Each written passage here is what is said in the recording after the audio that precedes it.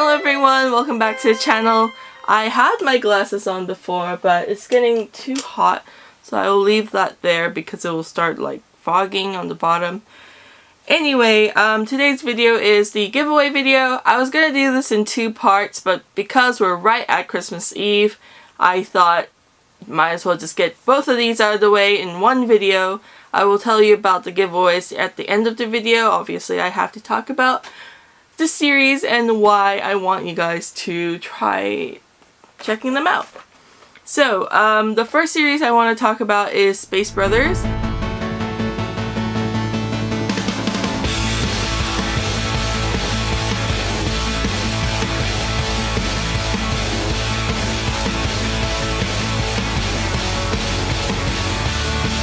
It's a bright, mature slice of life anime that has a unique focus on space exploration and astronauts. It's a really well researched show, so it has a lot of backing from Japan NASA basically, and is quite popular. It's also got a live action movie, which I think is okay actually, but these things never work out.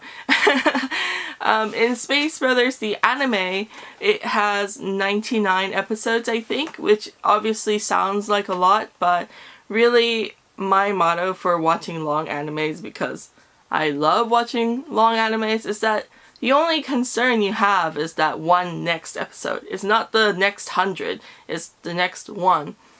So, yeah, it's just a mindset thing, I think.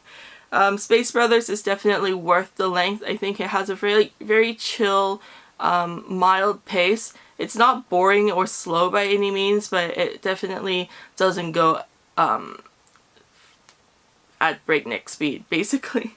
Which is a great thing, by the way. If you watch anime that just zips past everything, you'll find that it's very unsatisfying. Space Brothers characters are really charming. I think you'll really get behind a lot of the characters. They're all really cool. Just like in real life, no one's actually a villain. Maybe there are some clashes, but you kind of get to know each other. And maybe you might not like them in the end, but they're still a human being, and you don't really see them as a bad guy. So that aspect I really appreciate in Space Brothers. I love how it doesn't try to be dark or edgy or grim. It doesn't try to show you all the hardship of life and the cruelty of real life, which, you know, we all know, but it's nice not to be constantly reminded of how much the world sucks. And not to say that it's just kind of like sugarcoating or kind of lying about how life is. It's very much not like that. It just has a brighter outlook. So things go bad, yes, but there are ways around it. We can beat it. That kind of positive attitude I think is really nice in this series. What else can I say about it? The animation is beautiful. It does have a full Blu-ray release in English, licensed. Of course, DVD as well. I think Right Stuff has a super sale for this series, so if you're interested, please check them out. Yeah, it's like, I think the whole series for under $200. That's crazy cheap. Anyway, the openings are great. This show has its own voice when it comes to just the animation style, storytelling style, kind of its quirks in terms of how it shows certain ideas and stuff. I think it's really nice. Perfect for those stressful or hard afternoons or evenings when you just want to relax, not be reminded by the crappiness of the world, and just watch some dudes be really passionate about space. I think Space Brothers is a really excellent show for that. And next on my list is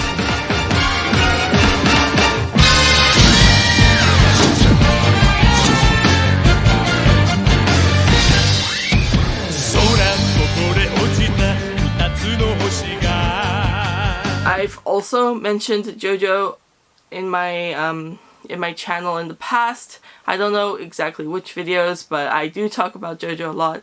It's a huge part of my life, and Brief History is another long one. It's actually the longest running manga currently. Currently running manga. And I don't want to scare you guys, but I'll just say it's been around for like almost 30 years now. So it's a task, and some of the earlier parts are very dated, but you will never experience anything like JoJo, probably, in your life. JoJo is very unique for that. It's got a very, very distinct flavor of show, and I kind of tell my friends that it's kind of like the blue cheese of anime or manga. I'm going to be talking about the manga primarily, but thankfully the anime's made a good way through the manga series, so I will recommend that as well. I do love it very much. So the manga starts off with, it's the charming, the digestible part about JoJo is that all its length is divided into parts, and you can watch each part isolated without, reading the other parts. Though it would help to get some backstory and some history from the other parts, it's not essential, and you can always backtrack after you've kind of, got your feet wet, sort of thing. So, basically is a generational battle between two major bloodlines, and that is the Joestar family versus the Brandos. The Brandos basically is only one guy. Basically it's the Joestars versus Dio, but the story is so wild. I cannot explain to you without making it sound so ridiculous. It sounds funny, but I don't think whenever people do the breakdown of JoJo like that, I don't think anyone's like too motivated to watch it. Maybe they get a good laugh about like vampires shooting lasers out of their eyes or something, which does happen in one part and then is omitted from the whole series. JoJo is very weird, and you have to kind of take it as it comes, not really like try to break down why things happen or anything like that. That's not the point. It is to take you on this really weird roller coaster ride where along the tracks there's like cuts and you just jump over those tracks and then you do like somersaults in the air. It's just pretty crazy experience, but a very unique and great one. It has this awesome factor that is through the roof. And I'm sure everyone knows about the JoJo poses. If you read JoJo, I'm sure you'll do some of the poses, at least in private. Me and my friends actually go to those purikura machines and do JoJo sets. I don't know, anyway, it's really embarrassing. But yeah, JoJo is really fun. It's also a shonen battle manga that's a little bit on the gory side. So, I'm sure not a lot of, for me, I don't personally care about the battle sequences in shonen manga, but for JoJo, the battles are very creative because of these stands, or, they're called stands, but they're basically like Persona from Persona series. These characters are so interestingly designed, and they all have their different strengths and powers, so it's really interesting to see a character's stand go against some other person's stand that has like completely different powers. One super strong, one might be super weak but has this like little hidden ability that can like, change. I don't know. It's really good and interesting. I can't stop saying that, and I know it's not great to say. It's a great show, just watch it, because I personally don't find that convincing at all. But given its history, given its influence in all of anime, if you watch JoJo, you will see its influence basically in everything. And it's got that much to it. I think it's very unique. Everyone borrows from this series. It's got that awesome factor that people just love, and I think communicates very well.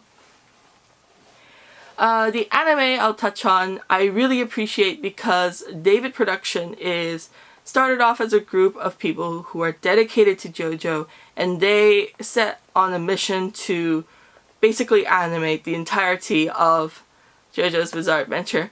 And it's true that the first few parts, especially Phantom Blood Part 1, was basically a colorful, elaborate slideshow, but I do really love how they presented it. They showed all the parts that made JoJo JoJo, so even if you watched it, I'm sure if you're gonna like JoJo's Phantom Blood, then that anime adaptation is probably the best one.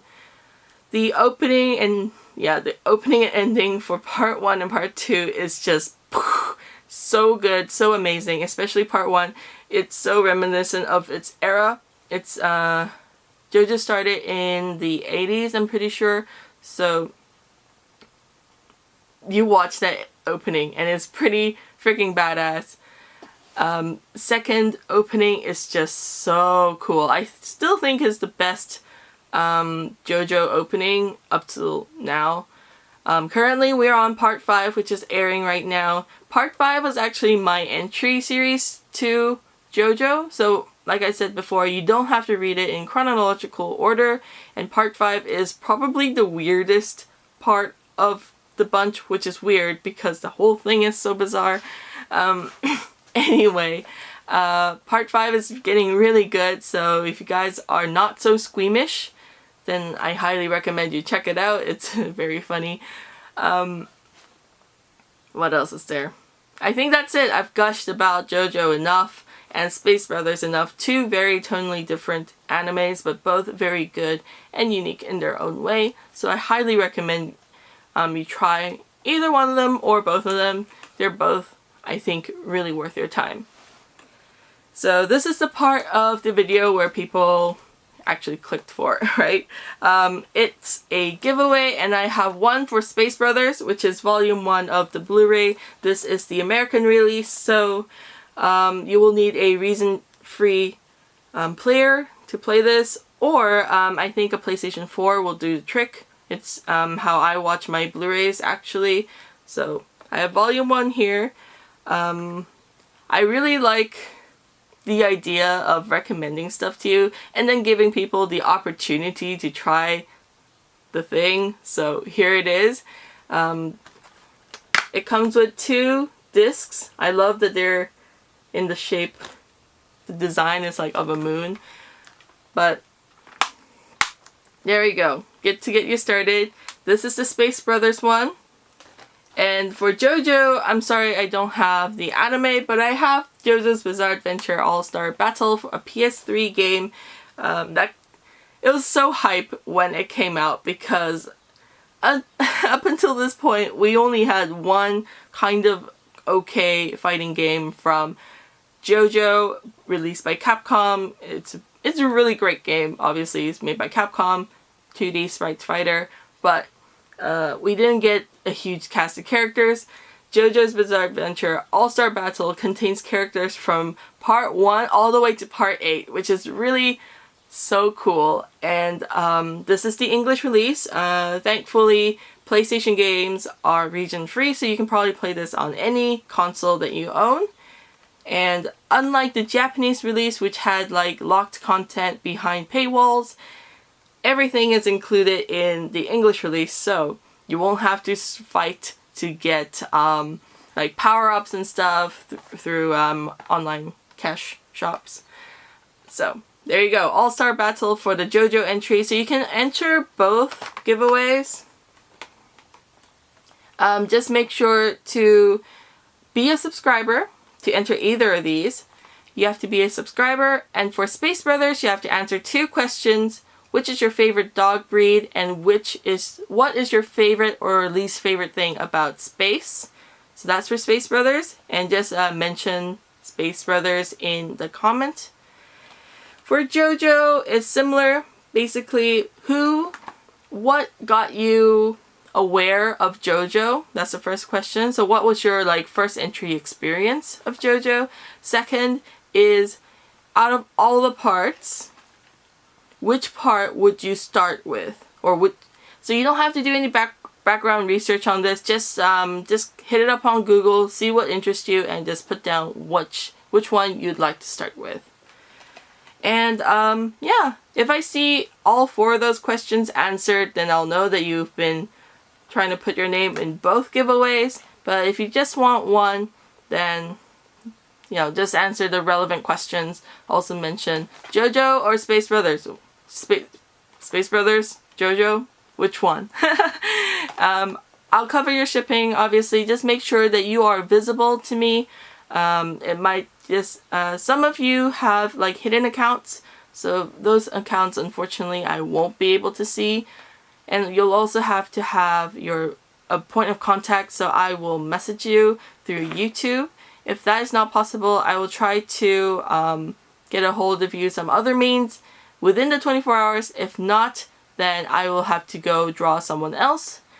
I will be doing the draw after New Year's, so on the 2nd of January 2019, so everyone can have their party and their fun, and then we come back and do the draw. Yeah, and hopefully by then I would have like skipped over all of that holiday postage traffic, so you guys will get yours on time, hopefully. Like, not on time, but maybe less delayed. That's what I'm trying to say. Anyway, thank you guys so much for watching. I hope you guys enjoyed this video, and I'll see you next time. Goodbye!